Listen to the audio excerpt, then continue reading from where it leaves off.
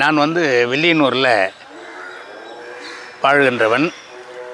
நான் அண்ணாமலை பல்கலைக்கழகத்தில் புலவர் வகுப்பு படிக்கும் பொழுது இந்த கல்வெட்டையும் சேர்த்து படித்தேன்.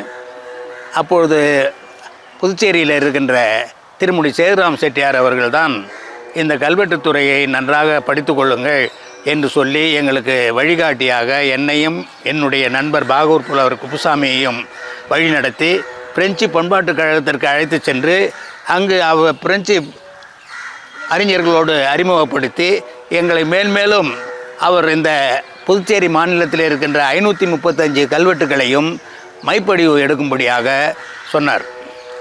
அதிலிருந்து இந்த கல்வெட்டு பயிற்சியை நாம் மேற்கொள்கிறோம்.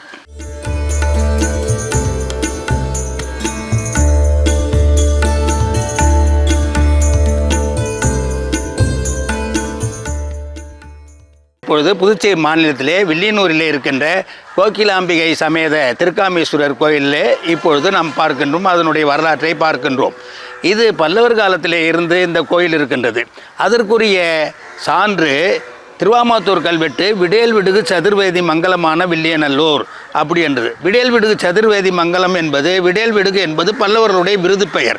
ஆகையினாலே அந்த பல்லவர்களுடைய விருது பெயர்களினாலே சதுர்வேதி மங்கலம் என்று சொன்னால் 4 வேதங்களிலே வல்ல மறைவர்களுக்கு நிபந்தமாக விடப்பட்ட ஊர் என்று பொருள்.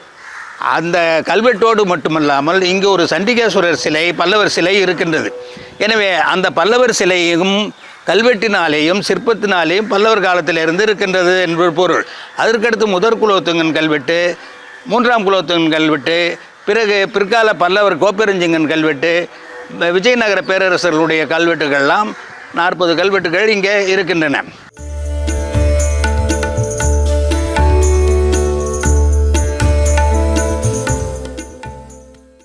கோயிலுக்குள்ளே பல சிற்பங்கள் அழகாக இருக்கின்றது.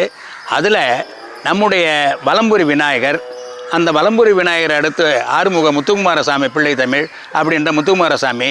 அதற்கடுத்து வந்தோம்னாக்கா 1008 லிங்கம் பானத்தில், ஒரே லிங்கத்தில் 1008 லிங்கங்கள் பானத்தில் அடிச்சிருக்கும். அப்பொழுது ஒரே அந்த 1008 லிங்கத்தை நாம் வணங்கியதாக கருத்து. அப்படிப்பட்ட ஒரு சிற்பம் இருக்கின்றது. பிறகு இன்னொரு சிறப்பு என்ன என்று சொன்னால் வருணலிங்கம் என்று இருக்கின்றது. மழை பொழியாத காலத்தில் மழை பொழிவதற்காக அதை முன்னே அடைத்து அந்த நீர்நிலையை உண்டாக்கி பிறகு ஜபம்லாம் செய்து அப்புறம் எல்லாம் தீபாராதனெல்லாம் செய்தோம்னா மழை பெய்யும் என்று வருணலிங்கம் என்ற ஒன்று உண்டு. அப்புறம் அதற்கடுத்து இப்படி வந்தோம்னா சொன்னால் இந்த நம்முடைய பிரசவ காலத்திலே பெண்கள் பிரசவம் சுகப்பிரசவம் ஆக வேண்டும் என்று சொல்லி கோகிலாம்பிகை முன்னால் இருக்கின்ற சிறிய நந்தியை திருப்பி வைத்து விடுவார்கள். திருப்பி வைத்துவிட்டு சுகப்பிரசவம் ஆன பிற்பாடு மறுபடியும் திருப்பி வைத்து அதற்கு பல அபிஷேகங்கள் பூஜைகள் எல்லாம் செய்து பிறகு அதுபோல் பிரசவ நந்தி என்ற ஒன்று உண்டு. பிறகு இந்த கல்வெட்டிலே பல சிறப்பான செய்திகள் இருக்கின்றன. இந்த கோயில் திருவிழாவை பண்டை காலத்திலே இப்பொழுது சாதியினுடைய அடிப்படையிலே நடக்கின்றது. ஆனால் பண்டை காலத்திலே 14ஆம் நூற்றாண்டிலே ஒவ்வொரு ஊருக்காரவர்கள் செய்திருக்கின்றார்கள். பாக்கமுடையாம்பட்டு ஊருக்காரவர்கள், பிறையூர் ஊருக்காரவர்கள், இந்த மாதிரி வில்லியனூர் ஊருக்காரவர்கள், இப்படி ஊருக்காரவர்கள் செய்திருக்கின்றார்கள். ஆனால் பிரெஞ்சு தஸ்தாவேஜுகளை நாங்கள் தேடியும் எந்த காலத்திலே இருந்து ஜாதியினுடைய அடிப்படையிலே வந்தது என்று நாம் தேட முடியவில்லை. தேடினாலும் கிடைக்கவில்லை.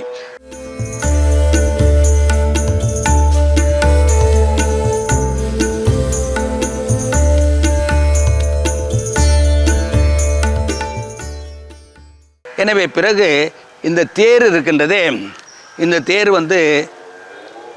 தமிழகத்திலே என்று சொன்னால் அந்த பீடம் மட்டும்தான் இருக்கும். ஆனால் இங்கு பார்த்தீர்கள் என்றால் அந்த கூர்மையான இருக்கின்றத அது போன்ற அமைப்பு தேக்கு மரத்தினாலே இருக்கும். தமிழ்நாட்டிலெல்லாம் மூங்கில் பிளாச்சை வச்சு அந்த தேர் விழாவின் போது கட்டுவார்கள். இங்கு அப்படி கிடையாது. தேக்கு மரத்தினாலே புதுவை மாநிலத்தில் எல்லா ஊர்லேயும் தேர் இது போன்று தான் அமைப்பு இருக்கும். அது ஒரு சிறப்பு.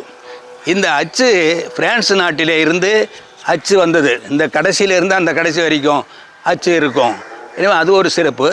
இந்த கோபுரத்தை பற்றி கேட்டீர்கள் சொன்னால் இந்த நாட்குறிப்பு வேந்தர் என்று ஆனந்தரங்க பிள்ளை என்று புதுவையிலே திவானாக இருந்தார். அவருடைய பெயர்னால தான் ஆனந்தரங்க பிள்ளை வீதி என்று ஒரு வீதியே இருக்கின்றது. அவருடைய அந்த தினக்குறிப்பிலே இவர் எழுதியிருக்கின்றார். இது பிரெஞ்சுக்காரன் காலத்திலே பகைவருடைய நடமாட்டத்தை அறிகின்ற வாட்ச் டவராக இது விளங்கியது என்று ஆனந்தரங்க பிள்ளை நாட்குறிப்பிலே எழுதியிருக்கின்றார். இந்த கோயிலினுடைய அம்மன் பெயர் குயிலம்மை என்பதனாலே அந்த குயில் போன்று குரல் வளம் வர வேண்டும் என்று சொல்லி பாடகர்களும் பாடகையும் வேண்டுதலை வைத்து கோகிலாம்பை இடத்திலே சொல்லுவார்கள். அதே போன்று சில பேர் பயிர்த்திருக்கிறார்கள். குளத்தை எடுத்துக்கொண்டோம் என்று சொன்னால் இது வில்வக்காடாக இருந்தது. அந்த வில்வக்காடாக இருந்து அந்த வில்வ தழைகள் எல்லாம் விழுந்து விழுந்து அதனுடைய சாரங்கள் எல்லாம் எழுந்து அங்கே ஒரு செவிவழி செய்தியாக சொல்லுவார்கள். இங்கே ஒரு சிற்றரசன் ஒரு நாயை வளர்த்தான். அதற்கு சொறி இருந்தது. அது அந்த நீர்நிலையிலே போய் விழுந்து இருந்தது. சொறி நீங்கி போச்சு. உடனே அந்த குறுநில மன்னனுக்கும் அது போன்ற சொறி இருந்ததுனால அவன் குளத்தை வெட்டி அதிலே குளித்து பிறகு அவன் அந்த நோயை நீங்கினான் என்ற ஒரு வரலாறும் உண்டு.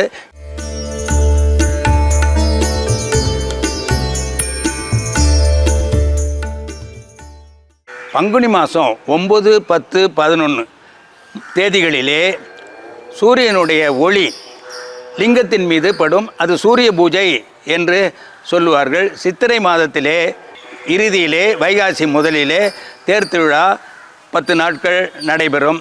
ஒவ்வொரு மரபினரும் அந்த விழாவை முன்னின்று நடத்துவார்கள். இந்த கோகிலாம்பை கோயிலிலே சட்டநாதர் என்ற ஒரு இறைவனுடைய திருவுருவம் இருக்கின்றது. அந்த சட்டநாதரை வழிபட்டால் அந்த வழக்கு முதலிய இதிலே வெற்றி பெறலாம் என்ற ஒரு ஐதீகமும் இருக்கின்றது. அந்த சட்டநாதனுடைய சிலைக்கும் நாள்தோறும் அனைத்து தீபாராதனைகளும் அனைத்து பூஜைகளும் நடைபெறுகின்றன.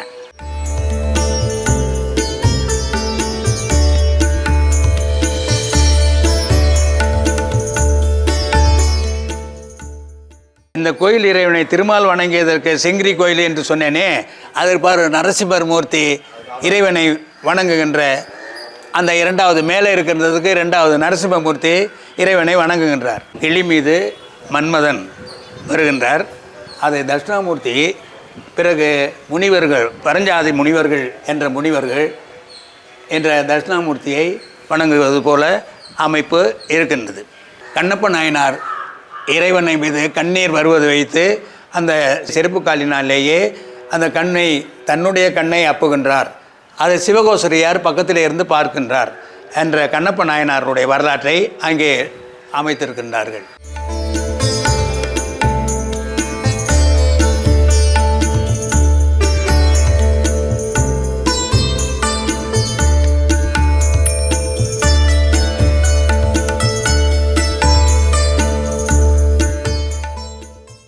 இந்த இறைவனை திருமால் வணங்கியதாகவும் தென்றல் வணங்கியதாகவும் இந்திரன் வணங்கியதாகவும் சந்திரன் வணங்கியதாகவும் ஊர் இருக்கின்றது.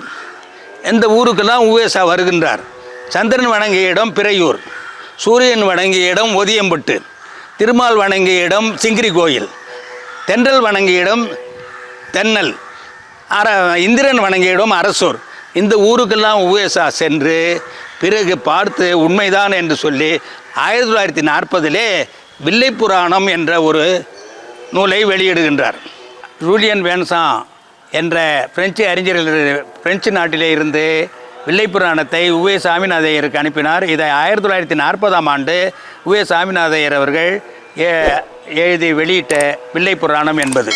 அதற்கடுத்து குயிலம்மை மாலை காஞ்சிபுரம் சபாபதி மொழியார் அவர்கள் வில்வநல்லூர் குயிலம்மை மாலை என்ற ஒரு நூலை எழுதினார். அதற்கடுத்து நம்முடைய கலவை கல்லூரியிலே சுப்பு ராமசாமி மொழியார் என்பவர் வில்வவனத்து அந்தாதி என்ற ஒரு நூலை எழுதினார். அதே போன்று உவே சாமிநாதனுடைய மாணவர் வீமு சுப்பிரமணிய ஐயர் அவர்கள் அவரொரு குயிலம்மை மாலை 1975 இந்த கோயிலை பற்றி எழுதியிருக்கார். அதற்கடுத்து நம்முடைய திருவாசக குழு கோமதி அம்மையார் அவர்கள் இவை அனைத்தையும் சேர்த்து வில்வநல்லூர் திருக்காமேஸ்வரர் திருப்பதிகம் என்ற ஒரு நூலை தொகுத்திருக்கின்றார்கள். 1979 இந்த கல்வெட்டுக்களை வைத்து வரலாற்றில் வில்லியனூர் என்ற இந்த நூலை அடியன் எழுதியது என்பது இது.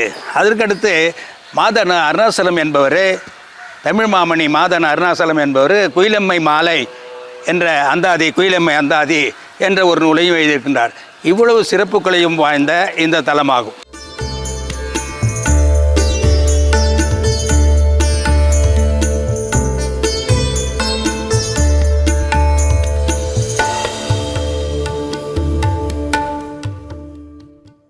இந்த ஊர் அமைப்பே, வில்லியனூருடைய அமைப்பே சிதம்பரத்தை போன்று 4 மாட வீதிகளும் நடுவிலே கோயிலும் இருப்பது எப்படியோ அதே போன்று இந்த கோயிலும் வில்லியனூரிலேயும் நடுவிலே கோயிலும், கோயிலை வைத்து 4 மாட வீதிகளும் அமைப்பு சிறப்பாகவும் பல நிலைகளிலே சிறப்பாக இருக்கின்றது.